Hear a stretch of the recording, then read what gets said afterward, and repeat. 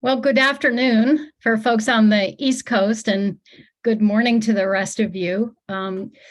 We have over 300 people registered for this session, so we're going to need to take a minute to let everyone into this session, and we'll get started in just a second. So we appreciate your patience.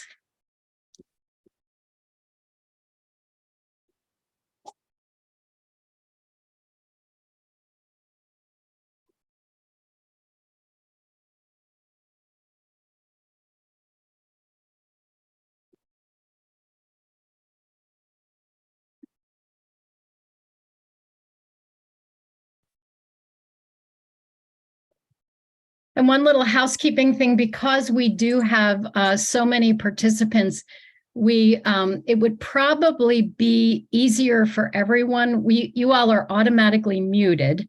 And if you want to turn your camera off, just because 300 boxes is a lot. And so it might be a good idea just to turn your camera off and to put your setting on speaker view. And that way you'll get the full screen and hopefully just the person who's talking.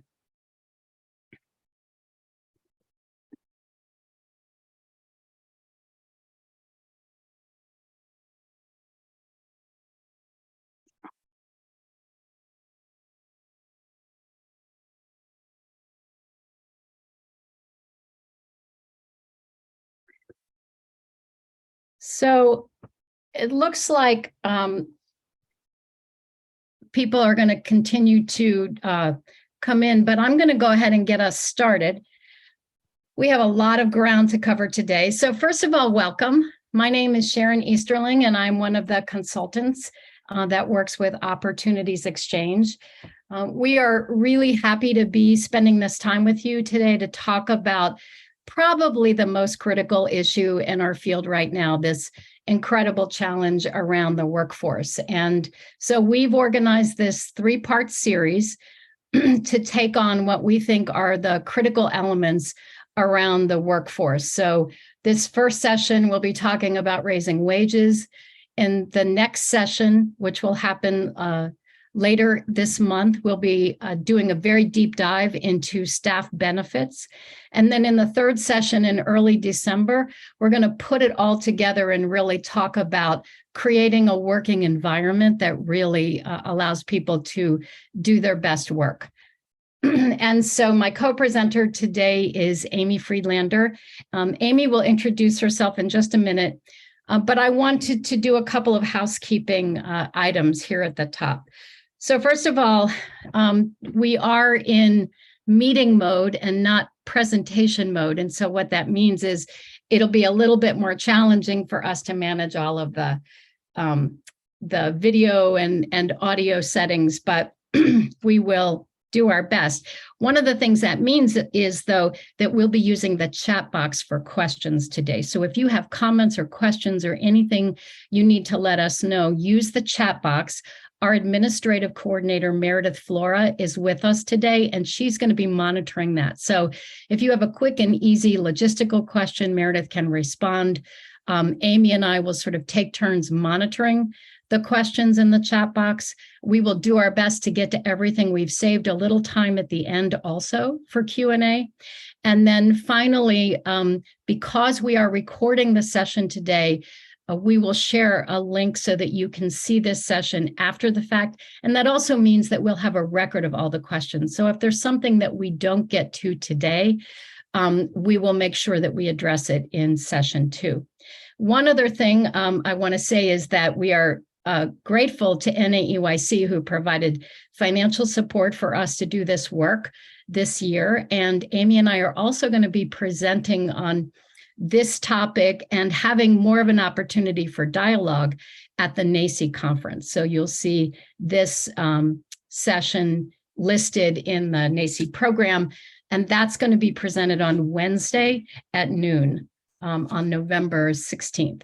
So some of you who are joining us today may want to join us then, and it will be an opportunity for more robust dialogue. So today what we're going to do is really share with you our own lessons from the field. As you probably know, Opportunities Exchange has been in the space of shared services and business practices in the childcare sector for well over a decade, and sort of led by our co-founder, Louise Stoney. And we have been learning a lot, and especially in the last year, as the challenges have become even more pressing with the workforce. And so we are tempted to call this session the best of times and the worst of times, right? Because on the one hand, we've never seen the kind of challenges that we're facing now.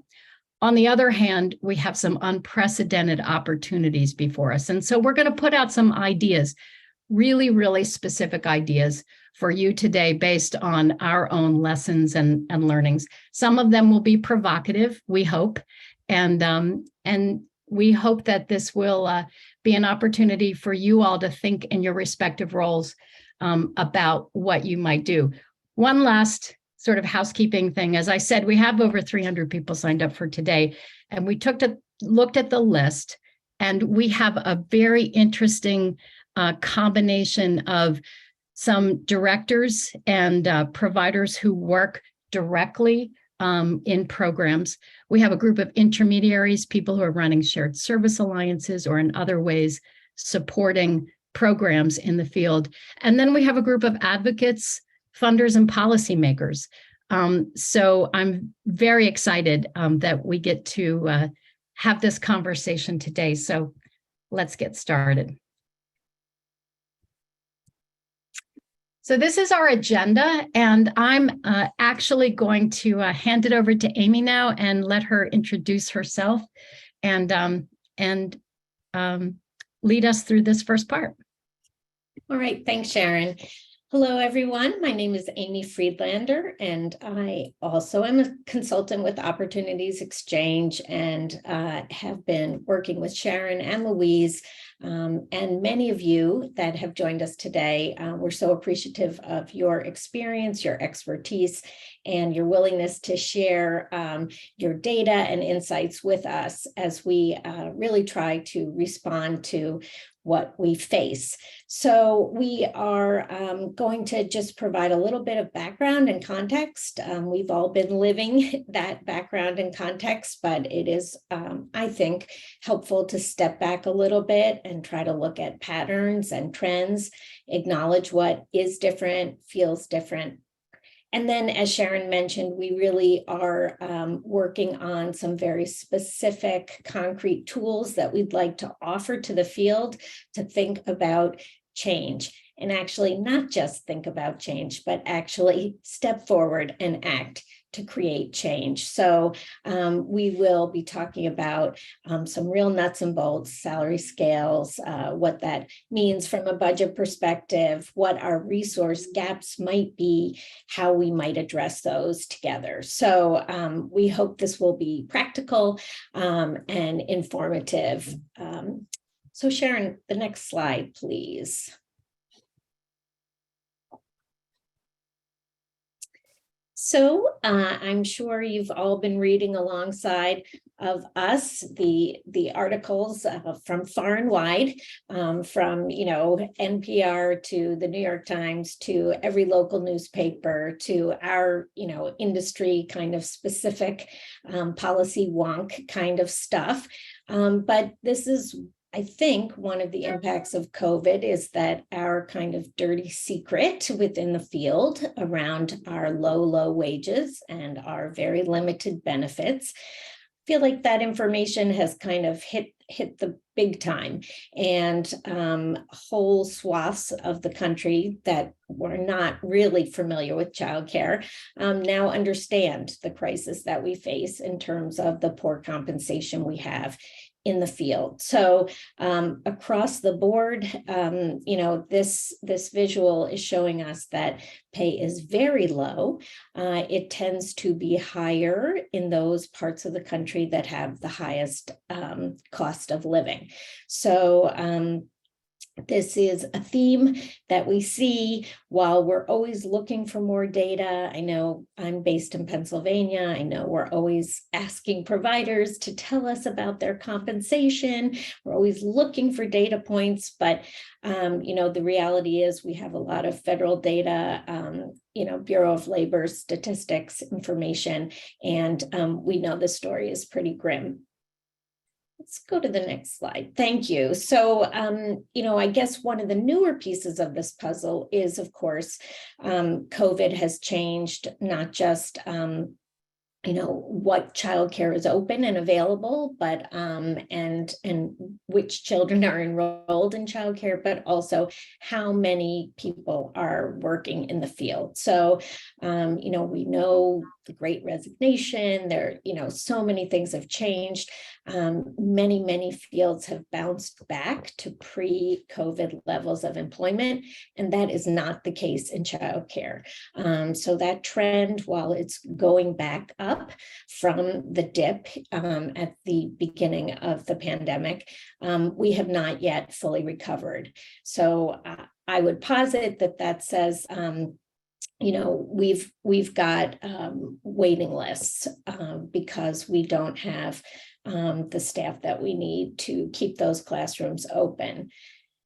We are going to be talking, as Sharon said, it's the best of times along with the worst of times, and we definitely want to highlight what is good out there. This is a list of states that they're considered the top paying states for childcare workers. And one of the things that we talk about is this issue between wages, an hourly wage and an annual wage. And, childcare, we want to professionalize the field. We believe educators are professionals.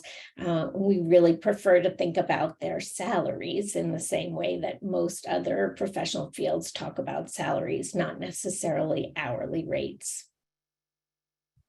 Let's go to, and of course, I think this is another area that is increasingly coming to the fore and becoming a pressure point as universal pre-K also continues to expand, is this challenge of, preschool teachers being paid differently in different settings, regardless of the fact that they may have the same credentials. So, this really highlights that challenge.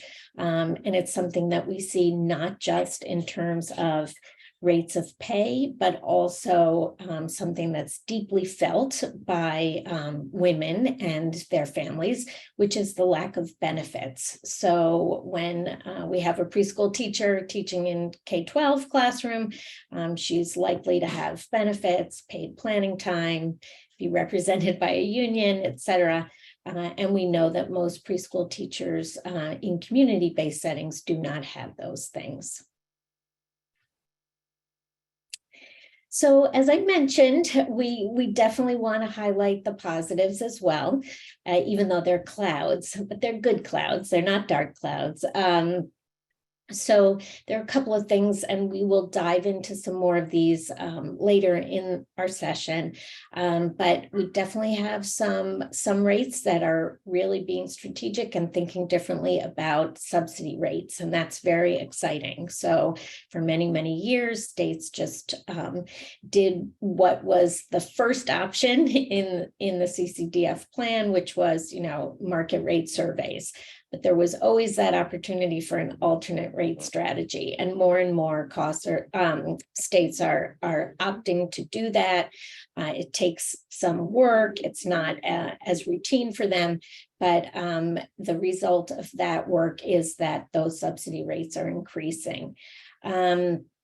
We're going to talk more about NAEYC's power to the profession and what that framework offers to us as we think about compensation and how to think about educator qualifications and what that means for compensation. We also have the Affordable Care Act, and the subsidies that are available for people have remained high. So that was a win. We did not win with Build Back Better, but we did win the continuance of subsidies for many, many people, so that healthcare through the Affordable Care Act health insurance through the Affordable Care Act is actually very affordable for most people. I mentioned Build Back Better, and we know it's not funded, it doesn't exist, but it did create conversation and policy and recognition that our system can't really operate without addressing both family affordability of childcare and educator compensation. So we really brought both those issues to the fore, and they are ready, and that policy and those strategies are available to us to consider and to implement at our own local levels. And finally, we have a current effort by the feds to create a national ECE workforce center. So I think these issues around the workforce continue to bubble up, be at the front of top of mind for folks, and we will continue to see the development of more these kinds of strategies into the future.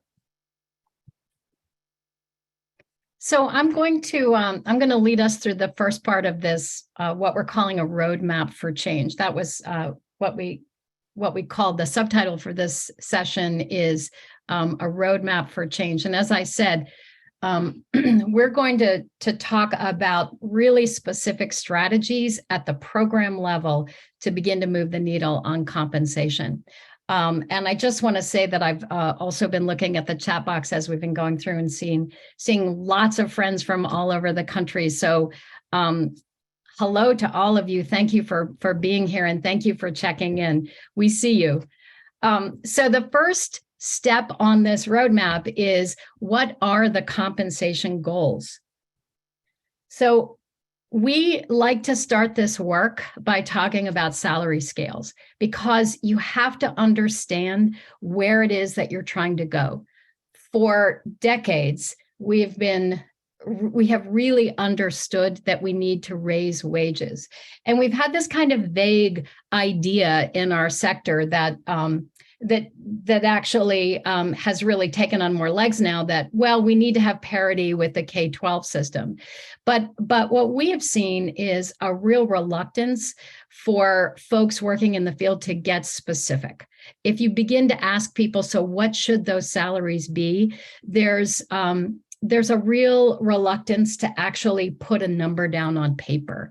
We think part of that is because and we've had directors say to us, what would be the point in filling out a salary scale? I know I can't ever get there, right? So we not only have a resource problem in our field, but we have decades of lived experience of not being able to make progress. And I just really we believe that this has really impacted the tone, feeling of so many leaders in the field, program leaders, who really feel hopeless about whether or not we're going to make change. And so we've been working really hard to make sure that we begin by committing numbers to paper. So we created this template. All of the tools that we're going to show you today, by the way, are available either on our website or with links that we have in the PowerPoint here. But we created this template. One of our observations is that many of the programs that we work with, in fact, very few programs that we work with or our colleagues work with have a formal salary scale. They may have a list of what they pay, but they don't have a salary scale. So why is the salary scale so important? Well, first of all, it's incredibly important for us to understand what our goals are, right? We need to know where we're trying to go. We need to begin to put numbers on that. Secondly, for those of you who are working in a nonprofit agency, it's important for the board to also understand where we need to go. We need to have these goals. I would also add that it's important for staff to see what the salary scale is, because staff need to understand that this may be where we are today, but this is our intention about where we're going. And it kind of, it forces the question of, if this is where we need to be, how then are we going to get there? So we think salary scales are incredibly important. They're a starting point in the conversation about compensation. And you'll notice that in the salary scale, we have actually aligned it with the levels that emerged from the whole power to the profession work, because we think that that's really important work. So I want to say a couple of things. So how do you begin to populate the salary scale? We actually just went through this exercise with a group of Shared Service Alliance leaders. And this is how we approach the work. So for this first column, the purple column that you see here, the entry level, that's really almost a pre-service, not really any formal training, maybe some entry level workshops to prepare folks to work in the field, but really entry level. So where do you get your data source? How do you know where to set those salaries? Well, more and more, we are seeing that in the retail sector, in the fast food sector, salaries have been really rising rapidly. And the bottom line is, you got to be able to compete with McDonald's and Taco Bell, right? Many communities are now seeing $15 an hour as the starting wage in those places. So what we recommend is that you look to the entry-level jobs in your community to populate that. I'm going to jump down to the green column and talk about level 3, because that's also a very clear data point. And our position is that you should look and see, in order to figure out what those salaries should be, you should look to the local school district.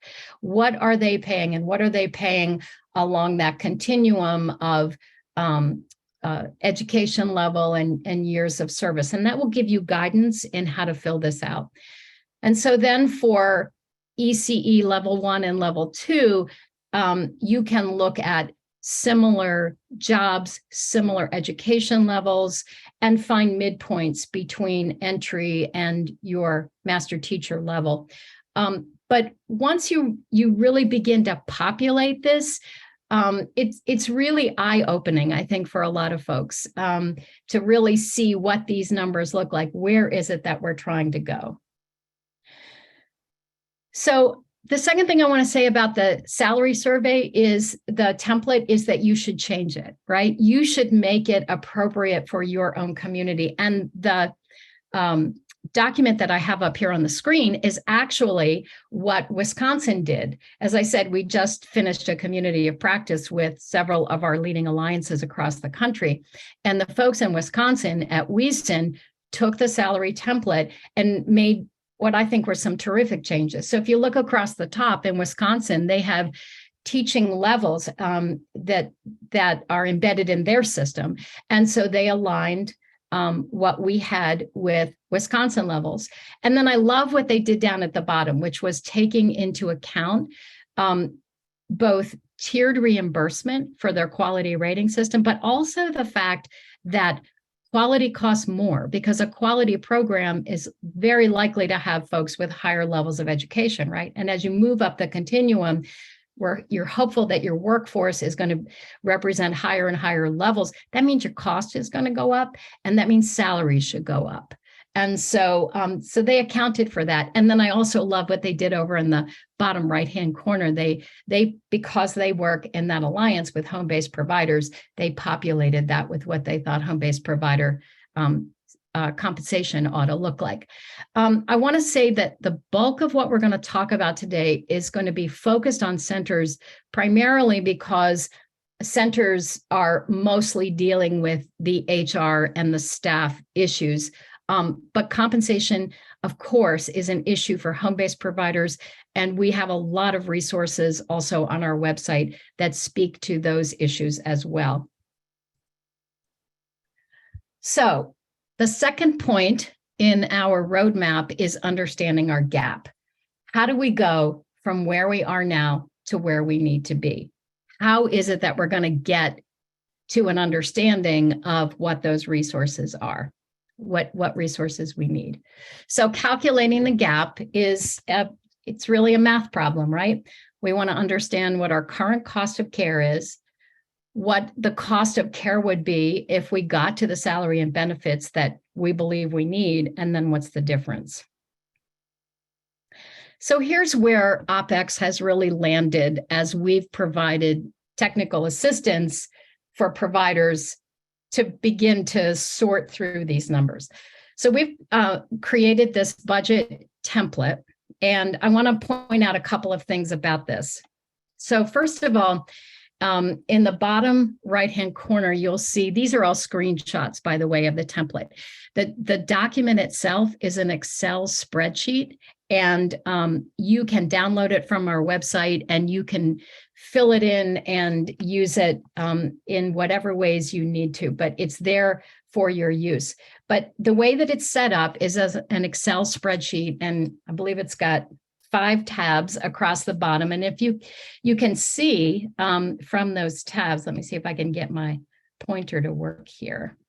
Along the bottom, we have classroom data, teacher data, administrative staff, monthly enrollment forecast, and then profit and loss. The idea is that in each of these worksheets, you'll fill information in for that relate to your program budget.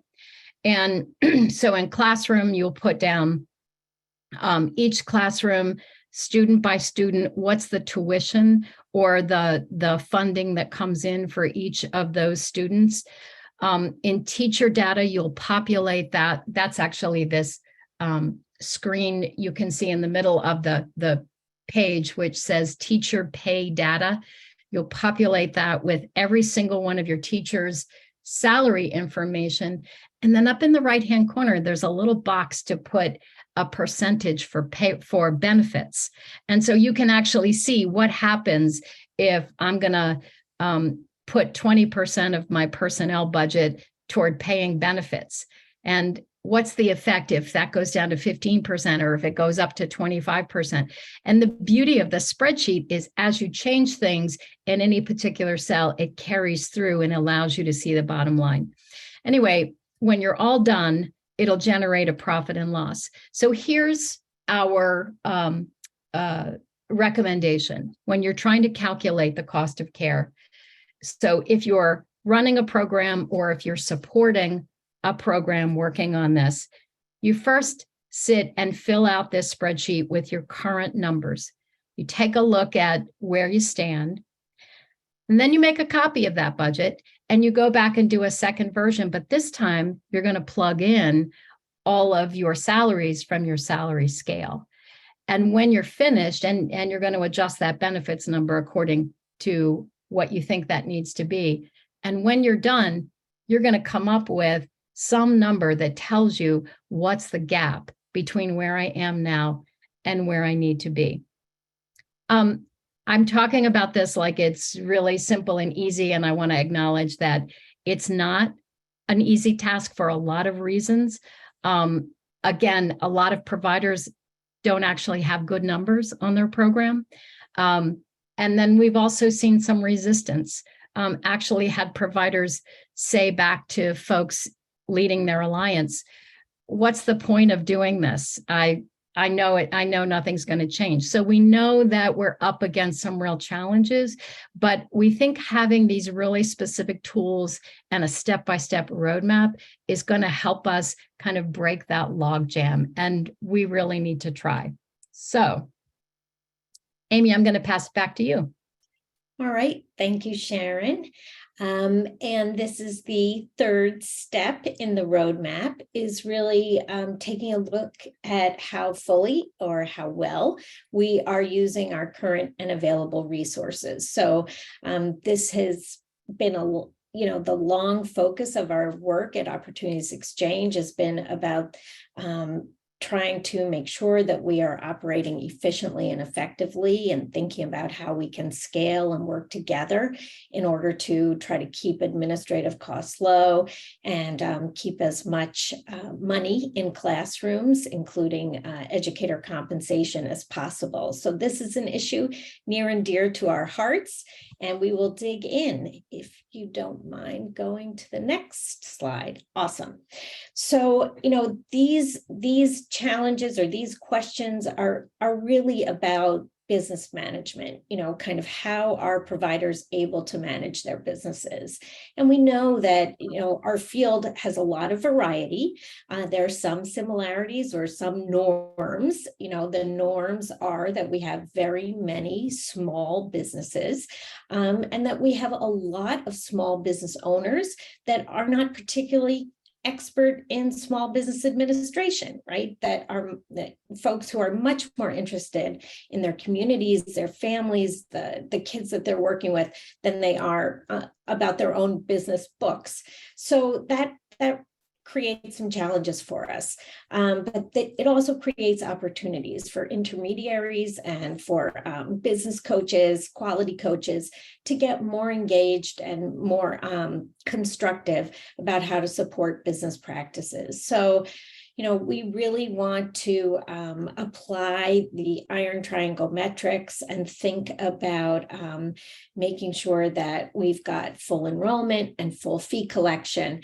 But we also need to make sure that we are operating efficiently. So, some of that has to do with expenses and trying to work to reduce expenses. We know inflation is problematic. We know that the vast majority, hopefully 75% of costs in childcare are already going into personnel. But we really have some due diligence to make sure that businesses are purchasing only what they need, that they are constantly getting rebids and making sure that they're not overpaying for anything, and really thinking very concretely. We also know that subsidy rates may differ in states based on quality levels. We want to make sure that providers are really thinking about the financial imperative of quality improvement and understanding what that can mean for their business. And we'll talk a little bit more about some of these untapped revenue sources and just those key metrics related to the iron triangle. So let's go to the next slide, please. So this is Louise Stoney's, image, her idea to try to really frame a lot of complexity in a simple and straightforward way in thinking about ECE business practices. And so, as Sharon said, as it relates to getting all those budget numbers down on paper, the iron triangle is a simple formula. It also can be challenging to gather all the data needed and perform all the analysis. But the idea itself is really meant to help providers focus on the day-to-day, what can make or break their business. So full enrollment, every seat, every day, full fee collection, collecting what is owed in full and on time, and accessing and analyzing data so that you can understand not just what you're getting paid based on an age of child served, but also what you are actually spending in order to deliver that service to that age group of children. And we always, like to talk about math concretely, as Sharon was saying. It really does help to have examples and to be able to talk about the power of numbers, actually see them. And this is, again, looking to a small family childcare home.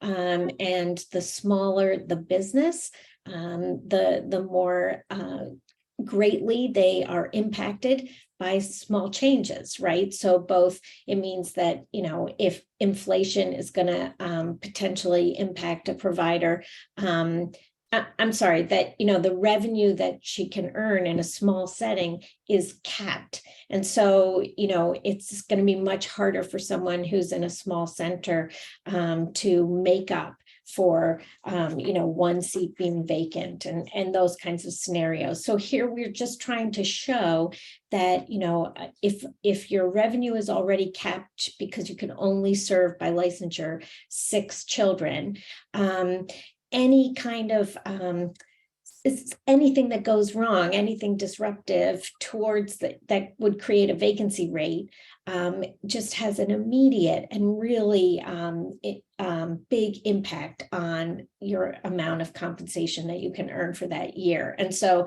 we see that from a 5% vacancy rate, which already would reduce someone's total revenue that they could receive from 43,000 down to 41,000. But if that vacancy rate goes any higher than the 5%, and here we have, a pretty big vacancy rate of 25%, just as an example, we see that, her earning potential for the year is going all the way down to 32.4. And then we have the next leg of the iron triangle. We have that full fee collection. Oops, Sharon, do you mind going back? I'm sorry. Where you can see that if we're not able to collect all that we have earned, so here we're showing bad debt of 0, bad debt of 10%, bad debt of 15%. And as that percentage of bad debt goes up, you see that the gross revenue that someone actually collects continues to go down. So we have someone who's starting out in this scenario, if she were operating at 100%, she's filled all the time, and she collected all the money she could possibly collect, that would be 43.2, down to nearly half the amount, 27.5. So these two issues of staying filled and collecting all money that's owed, these are critically important issues, and providers need help in order to be successful. So now, if you don't mind going to the next slide, I know we have friends from Arizona on the phone. These are your data, so thank you and great job. We do a lot of work at Opportunities Exchange thinking about automation and trying to make sure that providers are aware that there are childcare management software systems out there that are built for them, that can be very helpful to them, and even potentially could be linked to public data systems so that their data could be pushed through and used for subsidy invoicing, real-time supply and demand data, et cetera. But even if those other aspects aren't in place, we want to make sure that providers are using automation because it can benefit their businesses, it can save them time, and it also really makes their parents happy because they love to pay electronically and they love to get information about their children throughout the day. So what we're finding is that those providers who get automated and start invoicing electronically and getting paid electronically, their bad debt goes down. And that's great. That's what we want. They need better cash flow and they need more stable cash flow so that they can compensate their staff well. So this is an example of a project, as I mentioned, in Arizona that was working with a group of providers, helping them to get automated and helping them to start to look at their business practices more intensively. And this is some pre and sort of post or pre and snapshot data from each of these centers showing how the use of their software system and the support of their coaches was able to radically reduce the amount of bad debt that the providers were experiencing. This is another example of how we can really support providers at a very concrete individual level to make change that can be beneficial to the workforce. So this example is from a shared service initiative, and was really looking at administrative overhead. And again, this is an area that can be hard to dig into. The data are not consistently reported or recorded. And it's an area that can be very cloudy, very different. We see different scenarios at for-profit centers versus nonprofit centers, multi-site versus single site, et cetera.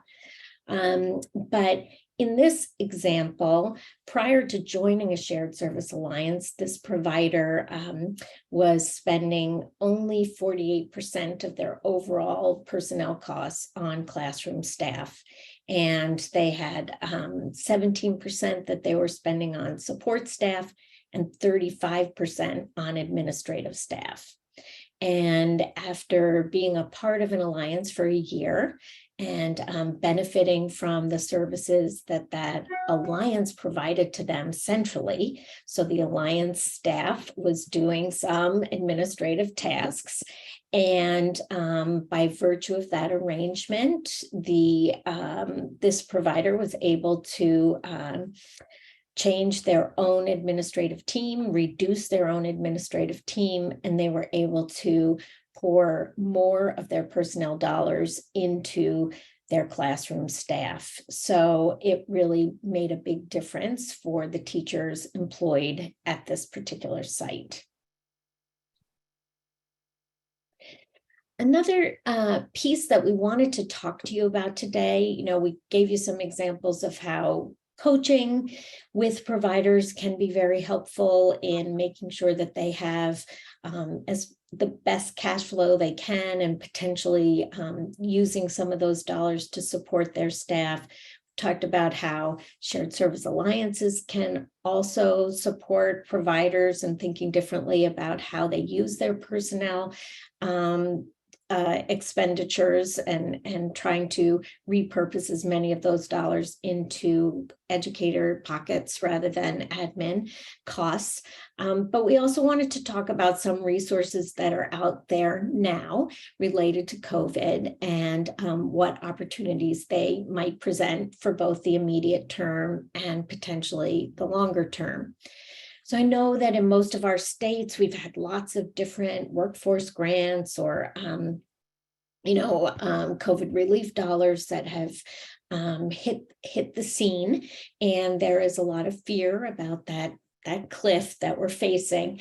But we do find it encouraging that, these temporary pay increases have started to be talked about. So while at first, I think we were only hearing about bonuses or maybe, one-time grants to staff, we've started to see states talk about the idea of temporary pay increases and really encourage providers to think about increasing pay.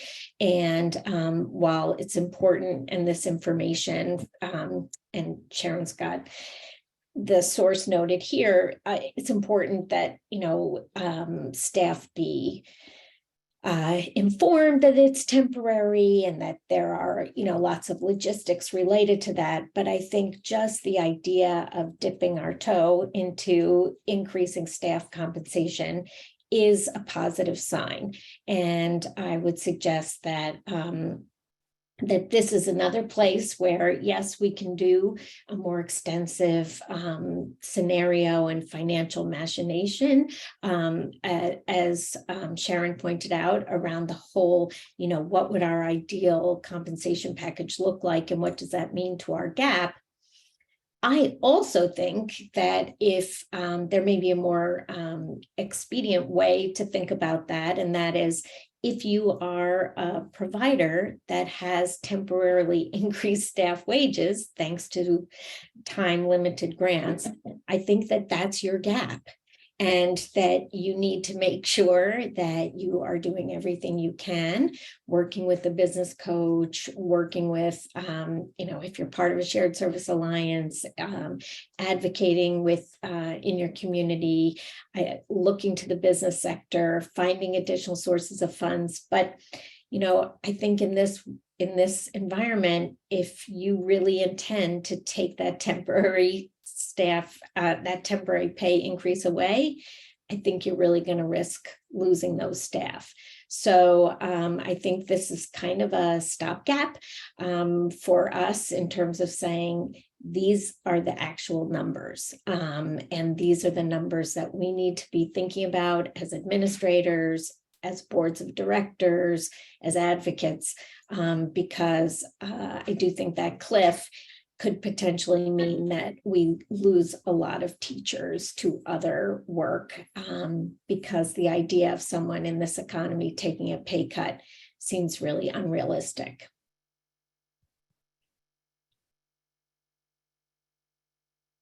So wanted to talk again about our happy cloud. One of those happy clouds was about the Affordable Care Act and the ongoing subsidies that are available to many, many, many people, including folks working in childcare. So we just have some examples here from the subsidy calculator. But really there's a ton of information on healthcare.gov.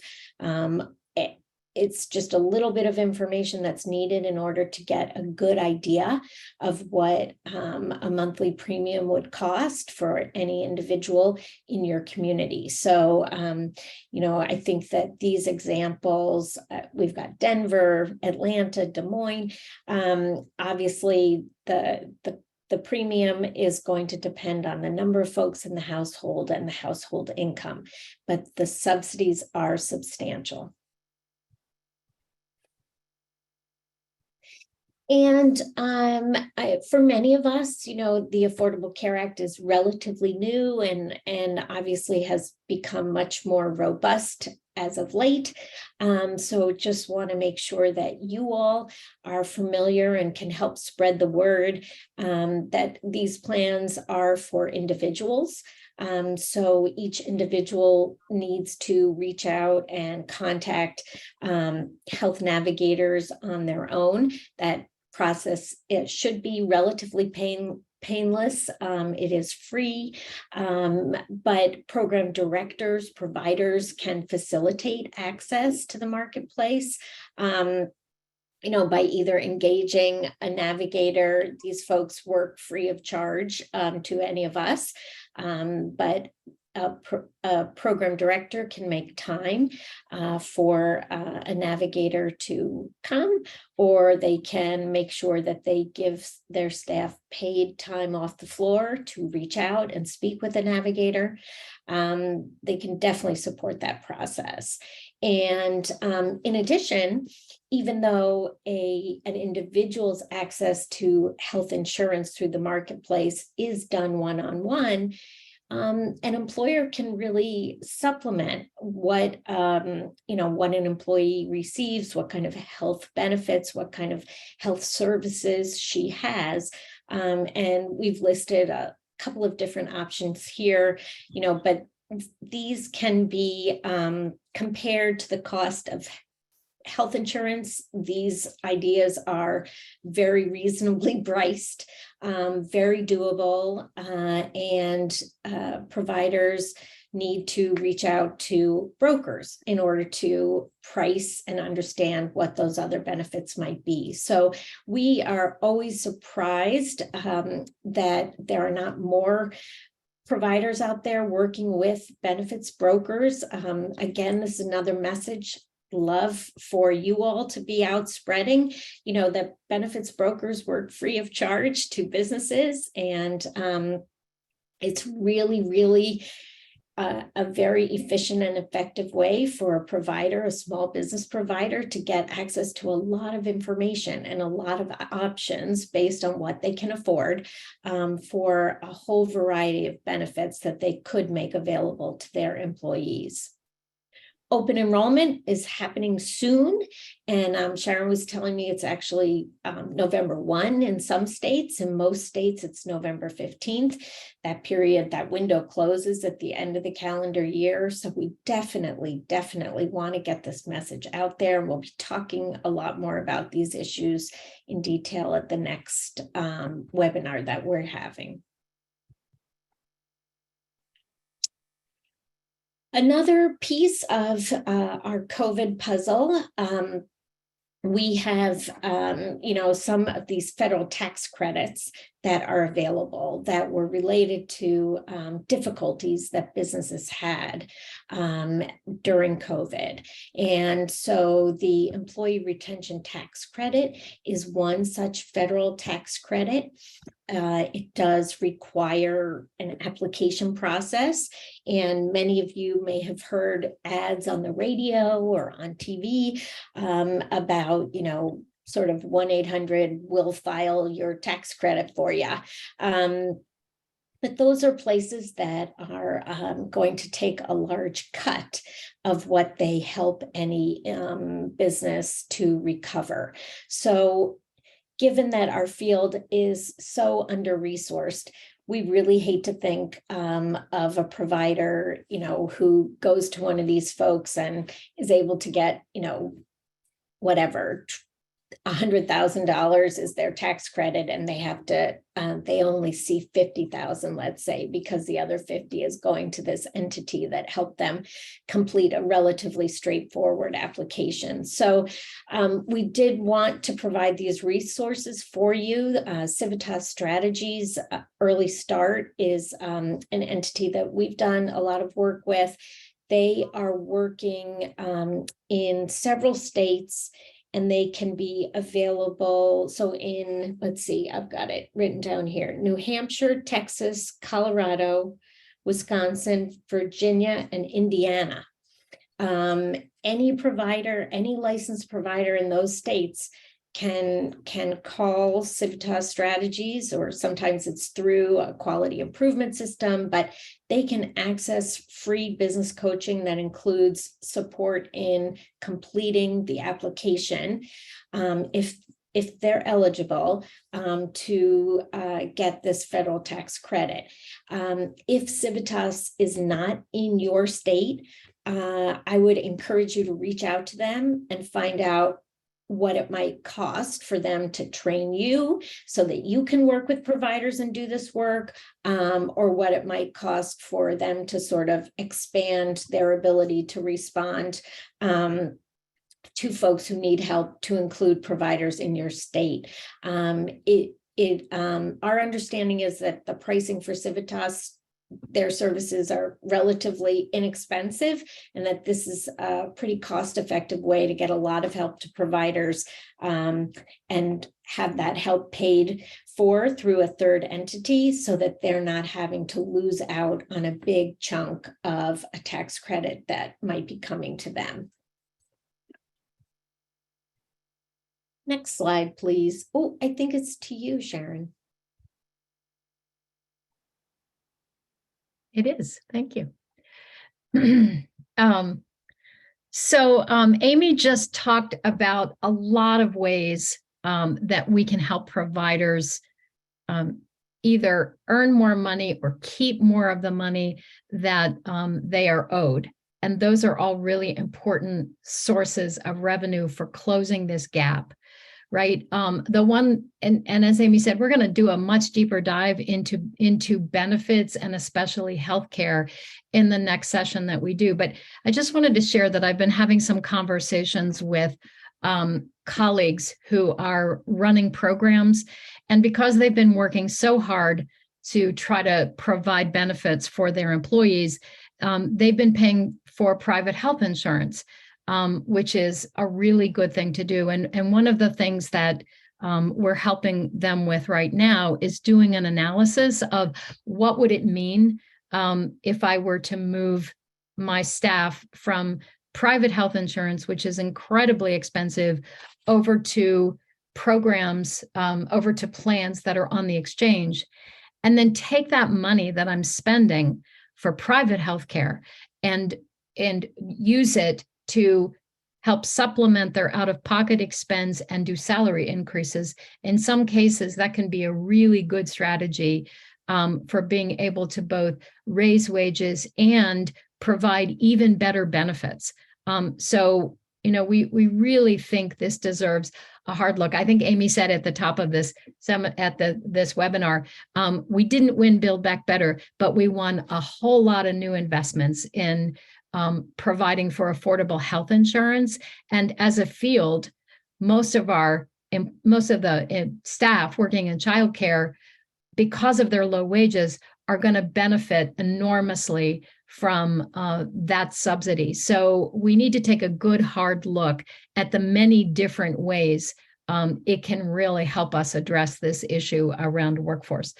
I'm going to talk for the next couple of minutes about how do we go about finding new resources? Because even if we're doing the very best job that we possibly can in getting every dollar and saving every penny, it might not be enough. So what do we do? So these are the topics that I want to explore with you for just a few minutes. So finding new resources through multiple funding streams, blending and braiding funding, rates. How we set our rates are critically important. And we've just been learning a lot about the opportunities around rate setting.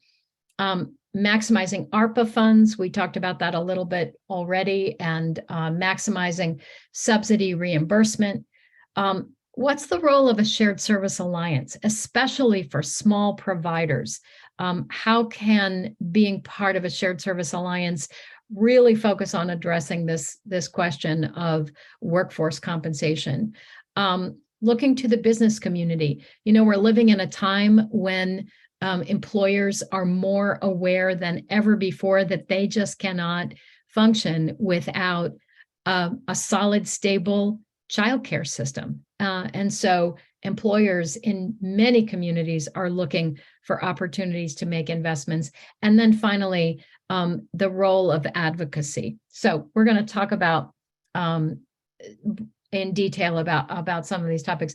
I want to say one thing about the advocacy topic here, though, and that is that all of these things that we've been talking about really come down to getting very, very clear about what we need and the gap between where we are now and where we need to go.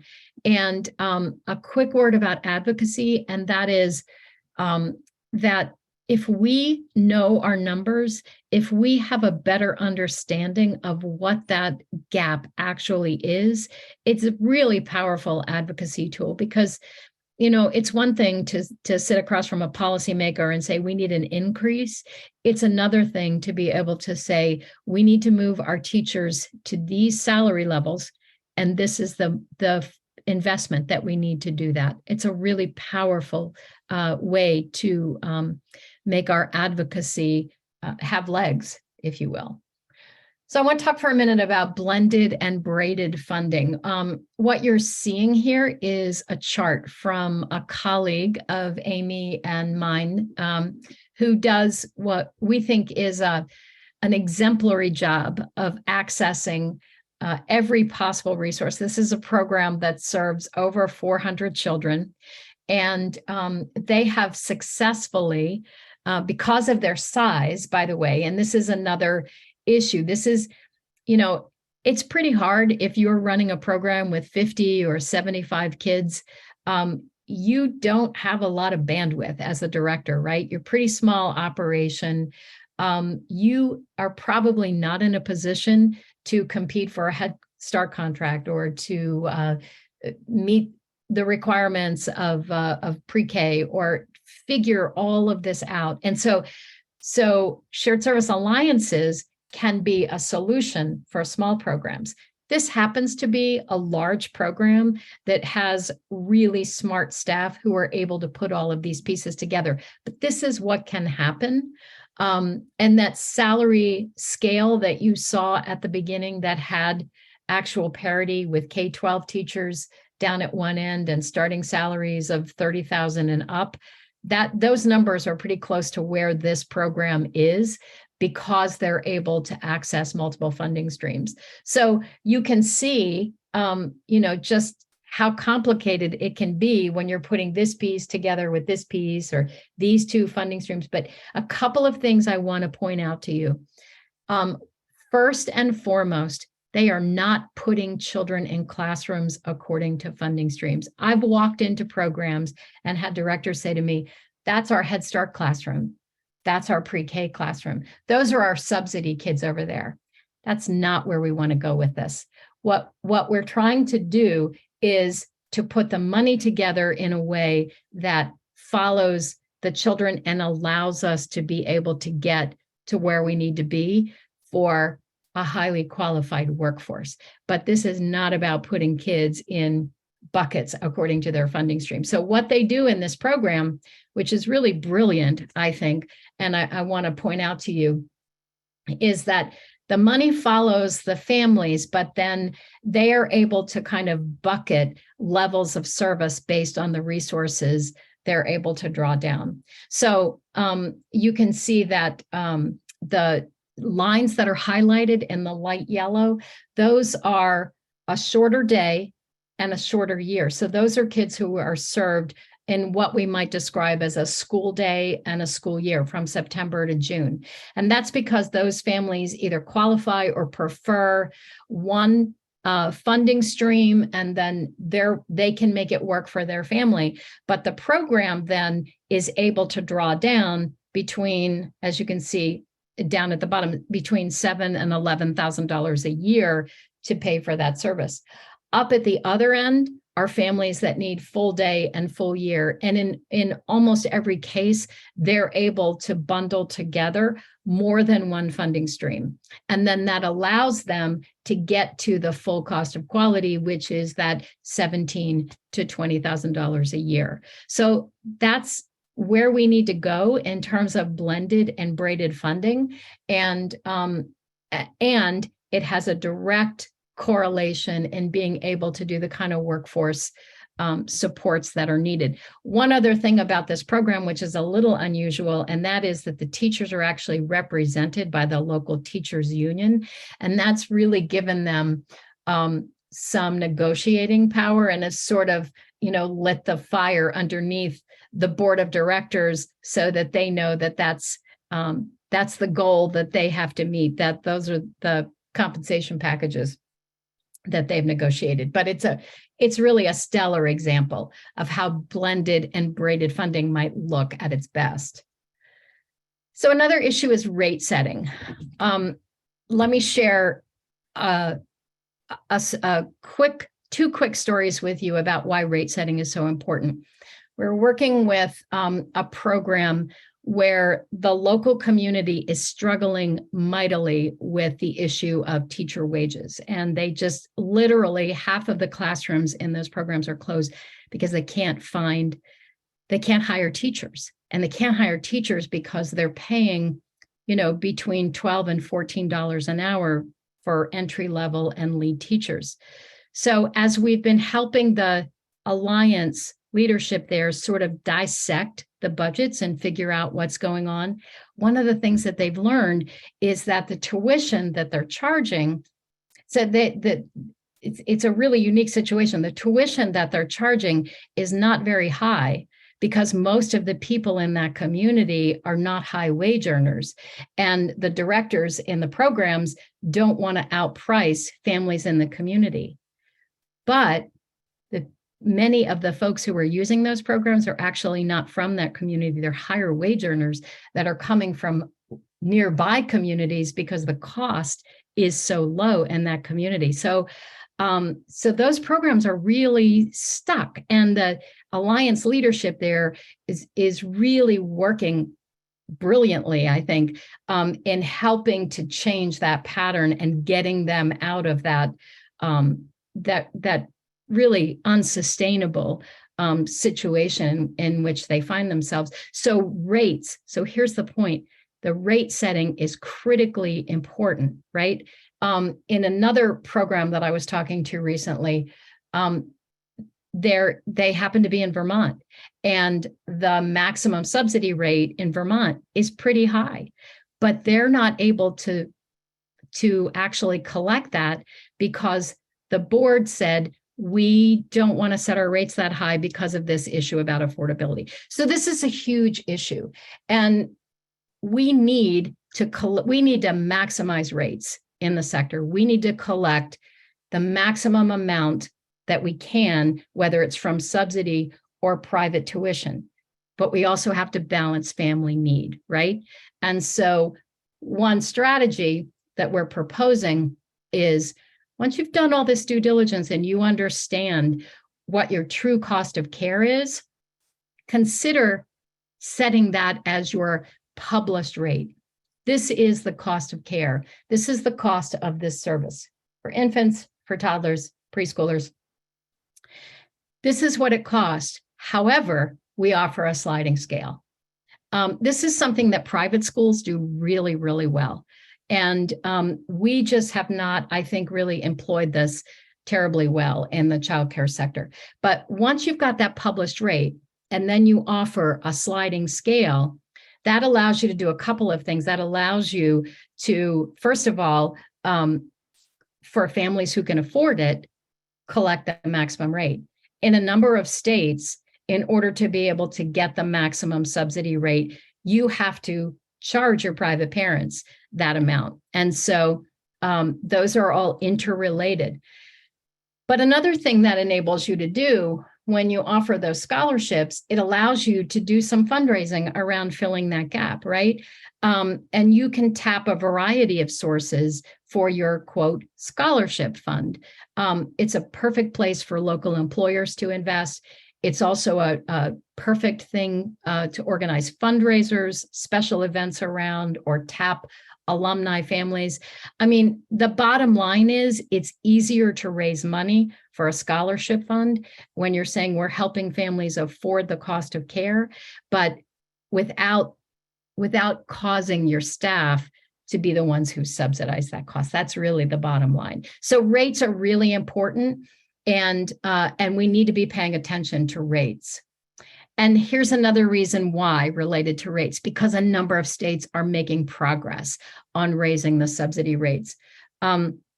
Thanks to our friends at Prenatal to 5 Fiscal Strategies, who are doing really leading work around cost modeling, really understanding the true cost of care.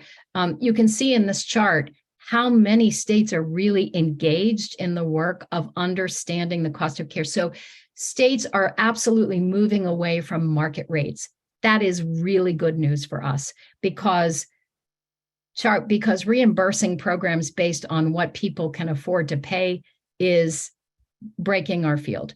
So as we move away from market rates and as we move more toward setting rates at the true cost of quality, it's going to be really, really important that we help programs develop strategies to be able to draw those maximum rates. So on the right side of your screen, you see this little table that shows some states that are really doing sort of progressive work, really sort of out in front of rate setting around the cost of quality. It's great news to look at these rates, but the detail behind that is how many programs are actually being able to pull these rates down. There are a lot of rules around what you can actually be reimbursed for. Some of it has to do with what level of quality have you reached. Some of it has to do with what does your private market looks like. So it really is worth taking time to figure out how to maximize what's going on in the subsidy system.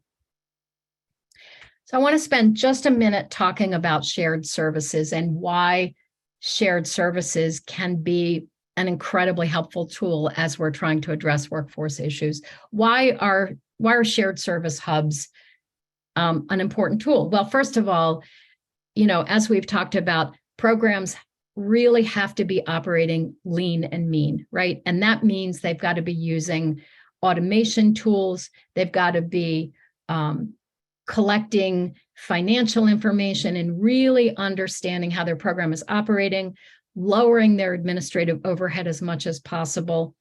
That can be a big hill to climb. If you are a director of a small program and you're spending half your time in classrooms because you don't have enough staff, how are you going to go about finding a childcare management software system? Where are you going to find the time to get onboarded for that? Shared service alliances can really lift a lot of that load from programs and really help them get automated, and then help by looking at the data and giving them feedback and coaching that's really specific to the pain points in that program.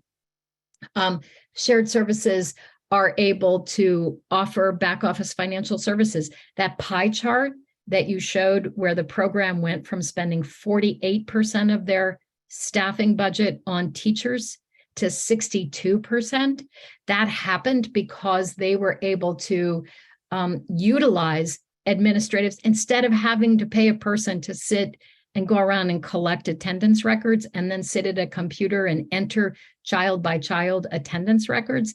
That was done in an instant. And all of the tasks like that could be done quickly, could be done efficiently, and by being done in the back office, they were able to really save money. I can't not say that I think that number of 62% has been creeping up steadily. That was just in the first year. And, you know, one of the things for us to think about looking at, whether you're running a program yourself or you're supporting programs, is when you look at that personnel budget, what should that number be? How much of the staff, how much of the budget for staff should be spent on direct teaching staff? I'd like to think that, you know, it'd be at least 75%, that most of what we're spending on people is going into our classroom staff.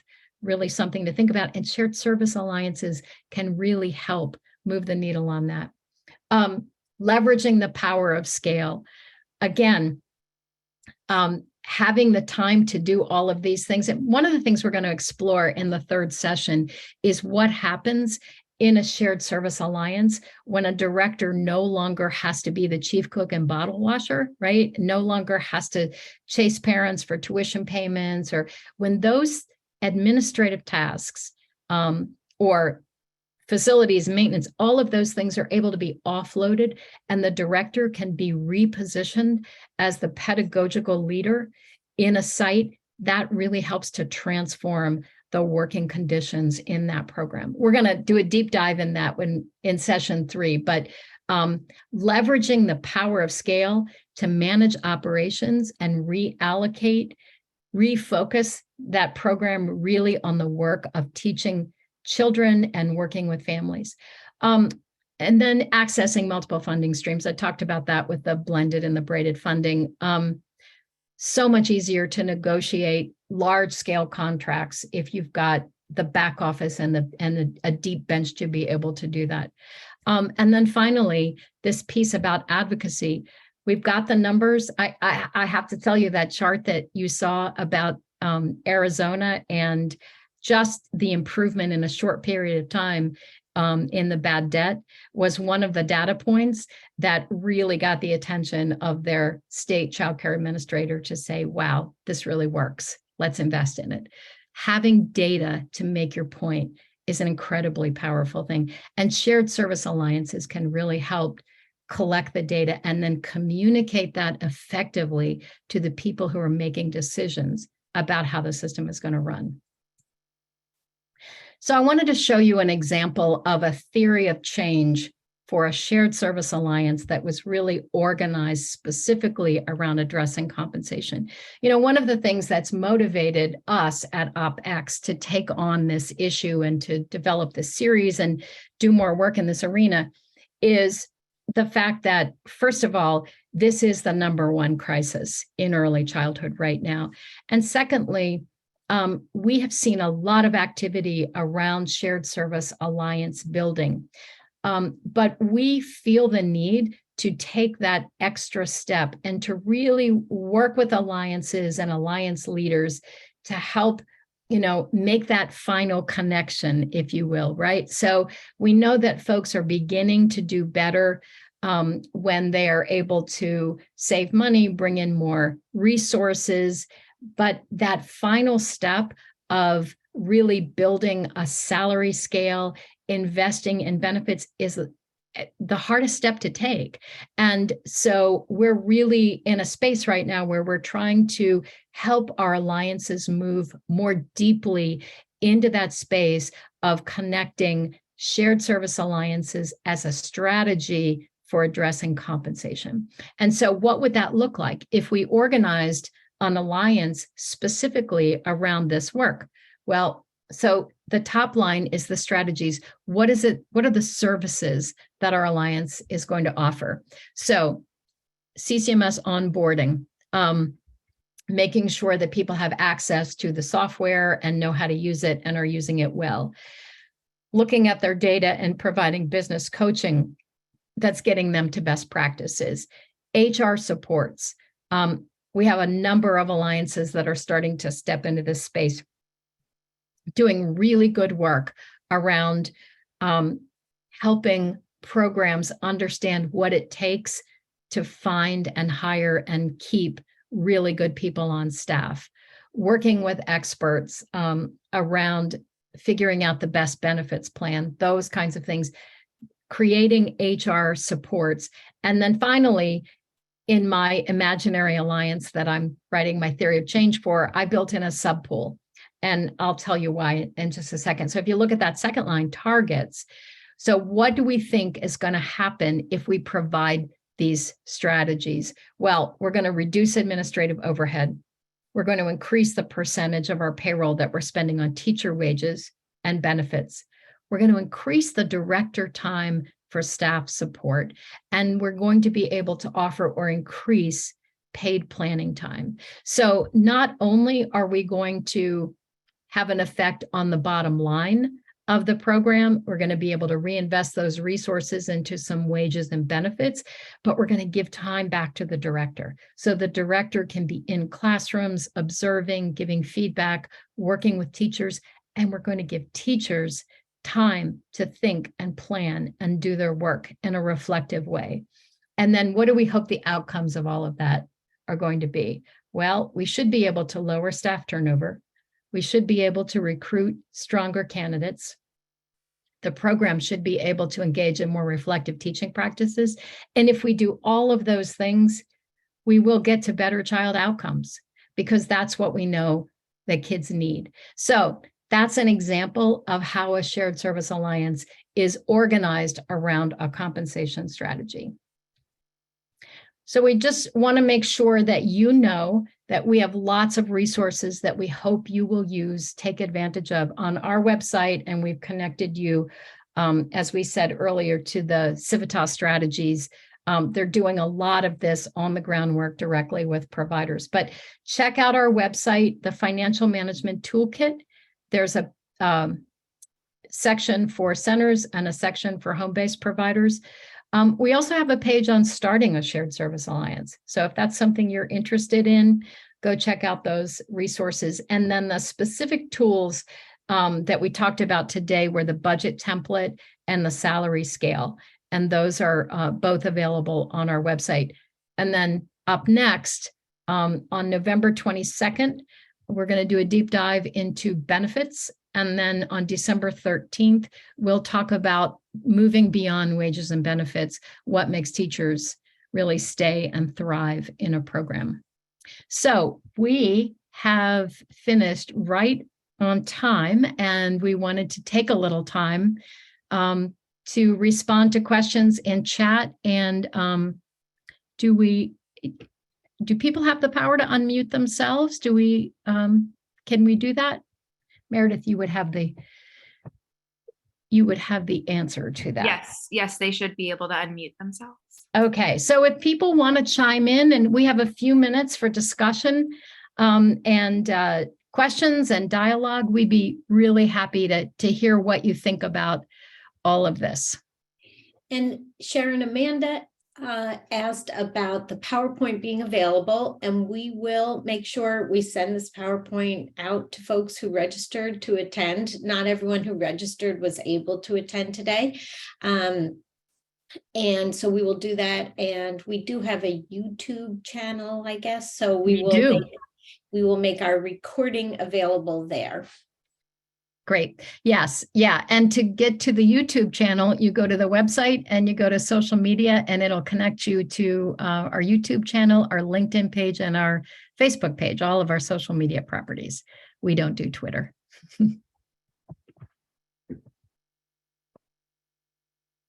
And it seems to me, Sharon, from looking at the chat, that there was the most kind of discussion around the Affordable Care Act, and Louise may have something to chime in. Louise just raised her hand. Go ahead, Louise. Are you able to unmute yourself, Louise?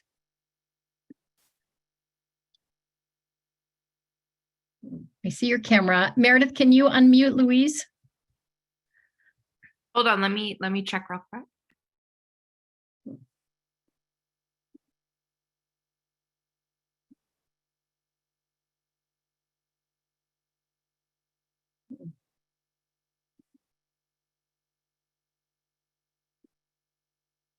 There you go. Nope. It won't let me unmute her, but she should have the ability to unmute herself. So We got some advice. Sometimes holding down your space bar will unmute you, says Kate. Thank you, Kate.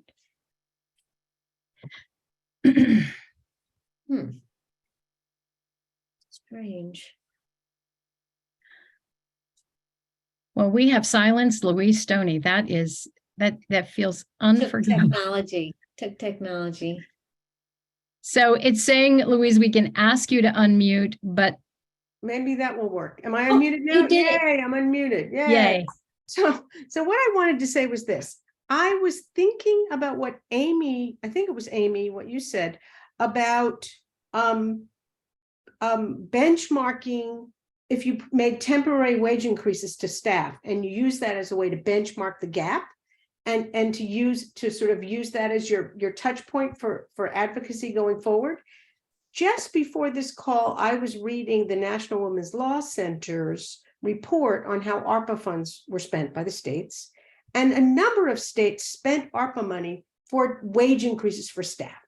And so what I'm thinking is, as advocates, could we look at those wage increases that were done by ARPA, take the methodology that Sharon and Amy just laid out and say, okay, over the course of this year, if we add in the additional money that government gave us for wages, this is what our wage structure would look like.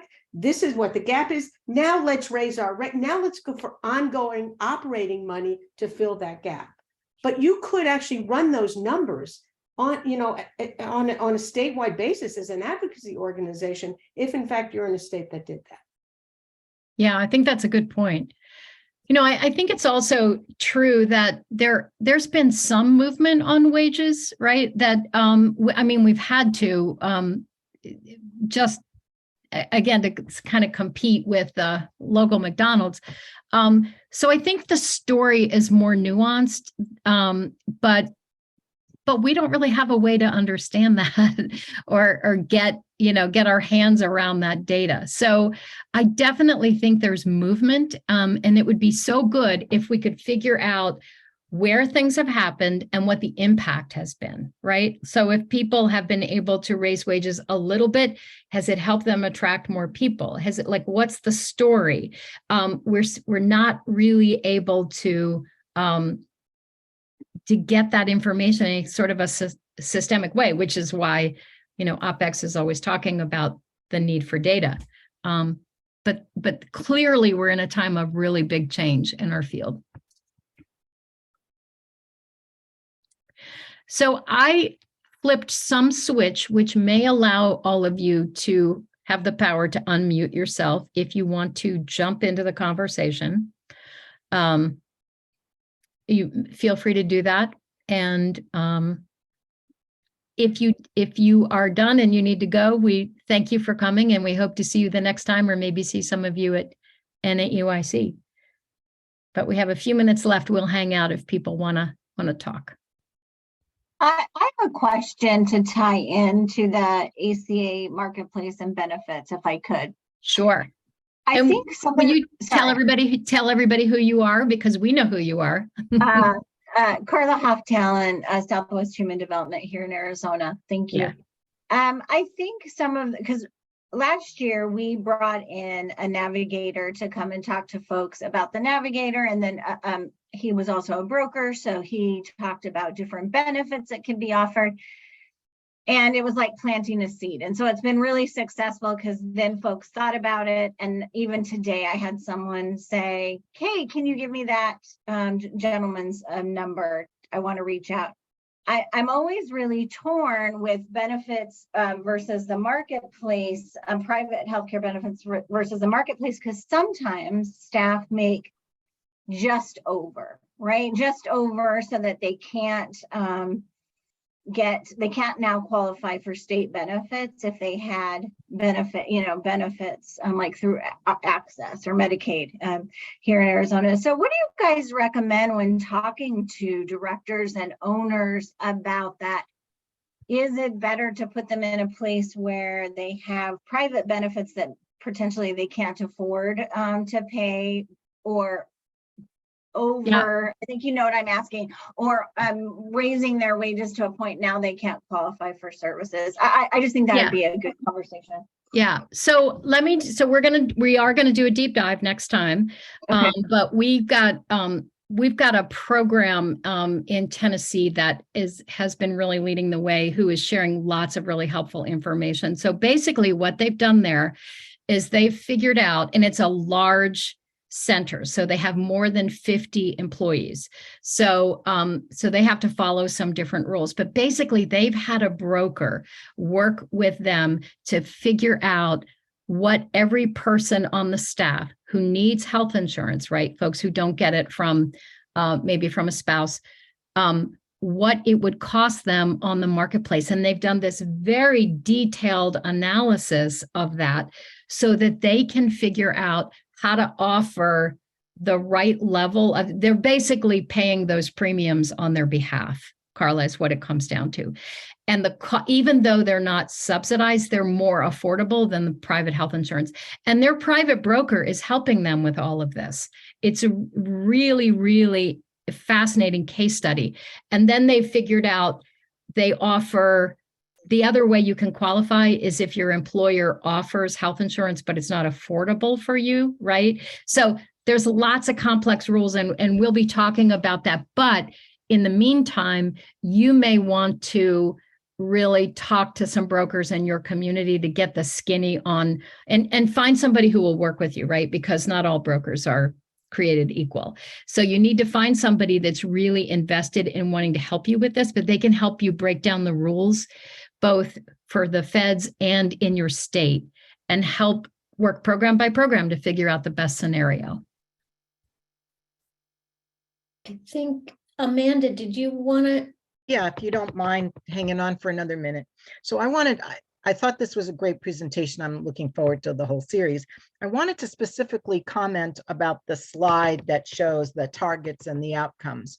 And one of the reasons why I think this is particularly helpful is that the problem that I'm seeing is that people are looking at the picture so big that they can't figure out how to chop it into manageable components or set certain specific kinds of goals and steps for themselves. So that the targets really looks at what kind of thing could we be working on together right now once we achieve that. So like reducing the administrative overhead. And we have one group, she was on the line before. I don't know if she's still, I don't think she still is, but I think that's how they were able to break it down into a piece that we could deal with. And for the provider communities that are members of the Alliance, if it's so big, they are too overwhelmed to want to participate in it. So that, for me, not that we haven't looked at those kinds of charts before, was really, really meaningful. And let's break it down into much smaller components that are not only manageable, but achievable. So there are lots of other takeaways, but that was like a real aha to remember that that's what we need to work on once we have an alliance moving forward and trying to get more active involvement in how people perceive what's going to happen.